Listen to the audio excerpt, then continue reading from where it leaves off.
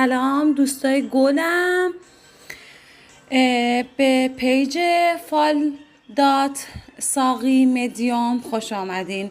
دوستای گلم، عشقای من، تکنیت شمع عزیزای دلم، هر کی این شمع آبی رو انتخاب کنه نیتشو براش میگم و هر کی هم شمع قرمز رو انتخاب کنه تکنیتش براش گفته میشه 100%.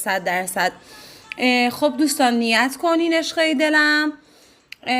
بعد دوستای گلم، تا قبل اینکه نیت کنین خواستم بهتون بگم که برای رزرو فال یا شمع تراپی به دایرکت یا به این شماره واتساپ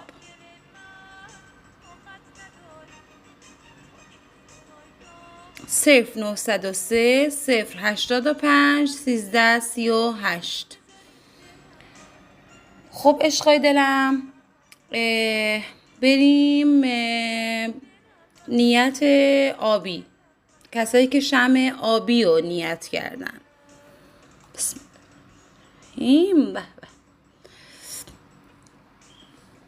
خب عشقای دلم، دارم بهتون میگم کسایی که شمع آبی رو نیت کردن، اونایی که برای بارداری نیت کردن، بارداری 100% براشون دارم میبینم و اینکه پولی رو دارم میبینم به دستشون میرسه. اگر پولی از دستشون رفته و پول به دستشون 100% میرسه، اصلا جای نگرانی نیست.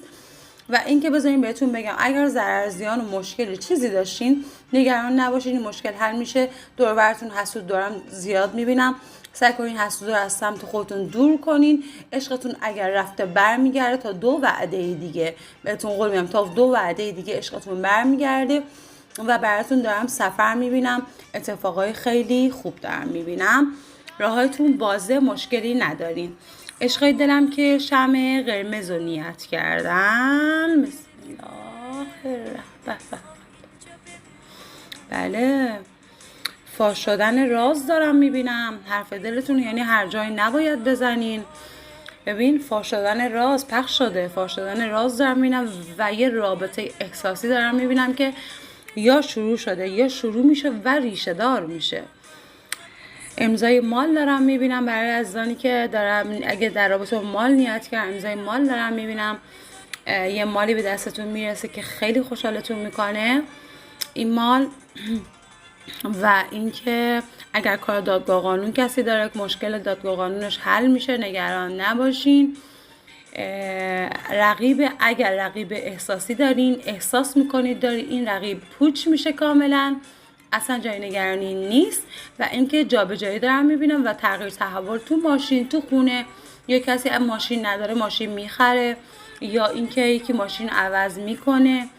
و اینکه اگر قصد بارداری دارید انجام بدید، چون من دارم پر از رستگاری میبینم پا قدم این فرزند را. و اگر کسی نگران بچهشه یا اینکه نمیدونه مثلا 2 دله که تو قراره تو کنکور یا خلا هر چیزی رتبه چیزی این بچه رتبه میاره و برای یه سری از افراد دارم پیشرفت و چیزای کاری میبینم، پیشرفت از لحاظ مالی و کاری دارم میبینم و ارتقا تو کار دارم براش میبینم. عزیزای دلم، براتون آرزوی موفقیت میکنم. بچه‌ها، فال آبی یه دونه هشدار داشت بهم میداد، اینکه براشون اونایی که حروف ن داره تو دور و بریاشون، از طرفشون یه اتفاق خوشحال کننده دارم میبینم و خبرهای خوش. یعنی اونایی که شمع آبی رو انتخاب کرده بودن، دور و برشون یه شخصی هست که حروف ن، الف، ت اگر هست، از طرفش خبرهای خوشحال کننده یا قدمهای خوب دارن برمیدارن براتون میبینم. روز خوبی رو براتون آرزو میکنم. ممنونم، مرسی عزیزان من، خیلی خوشحال شدم. و اینکه ممنون میشم از اینکه پیج منو دنبال کنین، fal.saqi.medium. ممنون.